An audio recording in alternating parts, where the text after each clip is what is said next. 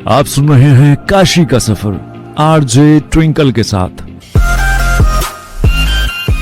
और वक्त हो चला है कुछ जानने का, समझने का और कुछ समझाने का। इसी सिलसिले को आगे बढ़ाते हुए आज मैं काशी के इतिहास के पन्नों में से ढूंढ के निकाली हूँ उनको जिनका योगदान शिव मंदिर के निर्माण में काफी रहा। जी हाँ, आज मैं बात कर रही हूँ राजा बलवंत सिंह जी की, जो कि ये मनसाराम के बेटे थे और यह भूमियार ब्राह्मण परिवार से थे। अगर बात इनके पिता की जाए तो मनसाराम के साम्राज्य के अंतिम काल के दौरान लूटपाट करने वाले और राज्य पर आक्रमण करने वालों की संख्या काफी ज्यादा थी, लेकिन मनसाराम जी ने सूझबूझ के साथ अपने प्रजा की रक्षा की थी और अपने प्रजा की रक्षा करते हुए इन्होंने फिर से नई शुरुआत की और नवी राजवंश की स्थापना का श्रेय इन्हीं को मिलता है।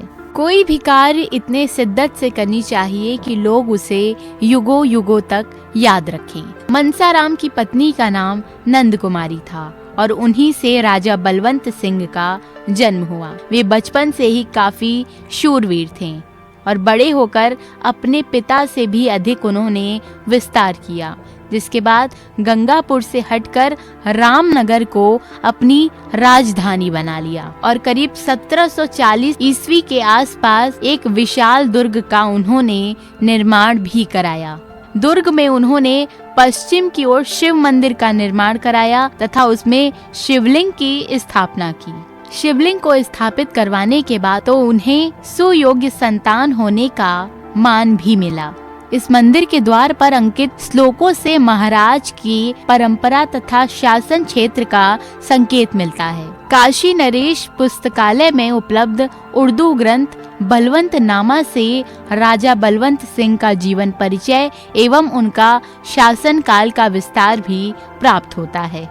इन्हीं के दरबार के ज्योतिष प्राकंड विद्वान पंडित परमानंद पाठक ने रामनगर दुर्ग के कार्य को संपन्न कराया।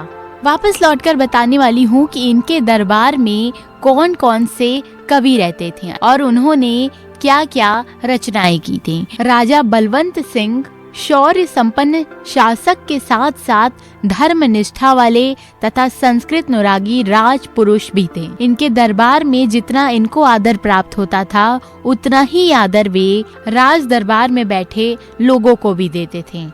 इनके दरबार में पंडित परमानंद पाठक, अनेक कवि तथा विद्वानों में सुप्रसिद्ध कवि रघुनाथ आदि आपके दरबार में शोभा बढ़ाते थे, जिनके द्वारा रचित काव्य कलाधर, रसिक मोहन, इश्क महोत्सव आदि थे। कृतियों में सरेज की काफी प्रशंसा हुई है। राजा बलवंत सिंह के काल में विद्वानों कवियों को भरपूर आदर एवं सम्मान मिलता था एवं वे लोगों को आश्रय भी दिया करते थे। और अब बात करते हैं इनके परिवार के बारे में।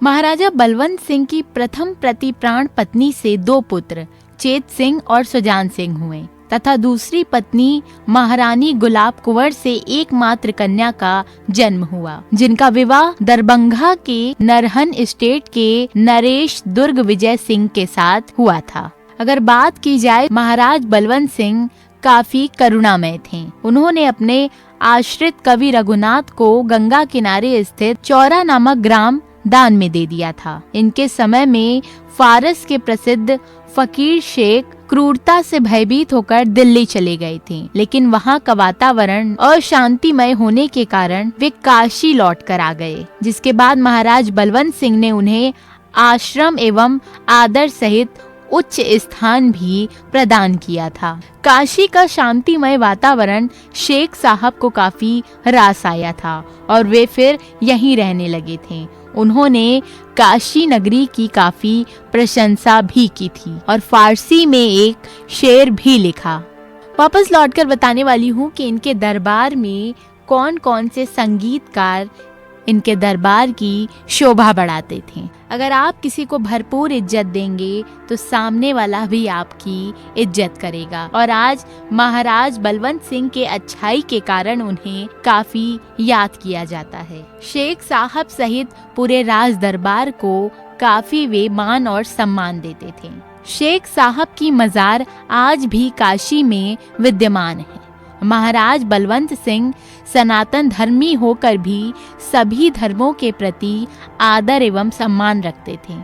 इनके दरबार में चतुर्विहारी मिश्र, जगराज सुकुल, खुशहाल खां जैसे संगीत कलाकार इनके दरबार की शोभा बढ़ाते थे।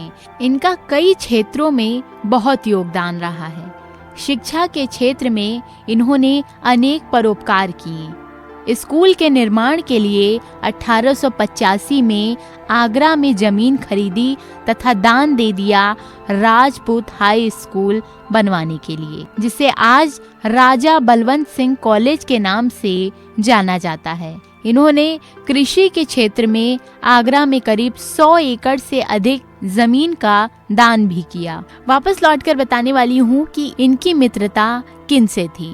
कहते हैं ना, अगर आपकी संगत अच्छी हो तो आप भी जीवन में अच्छे ही कार्य करते हैं। राजा बलवंत सिंह के घनिष्ठ मित्र मदन मोहन मालवीय जी थे, जो कि उनका काफी सहयोग भी करते थे, जिनके बारे में मैं आपको पहले ही बता चुकी हूँ। अगर आप फिर से जानना चाहते हैं तो आप मुझे सर्च कर सकते हैं YouTube पर RJ ट्विंकल के नाम से। 1898 में वह अयोध्या के महाराजा प्रताप नारायण सिंह, मांडू के राजा राम प्रसाद सिंह, श्री कृष्ण जोशी, डॉक्टर सुंदरलाल के साथ, एंटनी मैकडोनल्ड तत्कालीन डिप्टी वायरस के साथ मालवीय जी के नेतृत्व वाले प्रतिमंडल में शामिल हो गए थे, जिन्होंने हिंदी को शामिल करने का अनुरोध किया था। और उनका कहना था कि अदालतों और सरकारी दस्तावेजों में हिंदी भाषा का ही प्रयोग हो। आज उन्हीं के प्रयासों के कारण हिंदी को सरकारी दस्तावेजों और अदालतों में कामकाजी भाषाओं के रूप में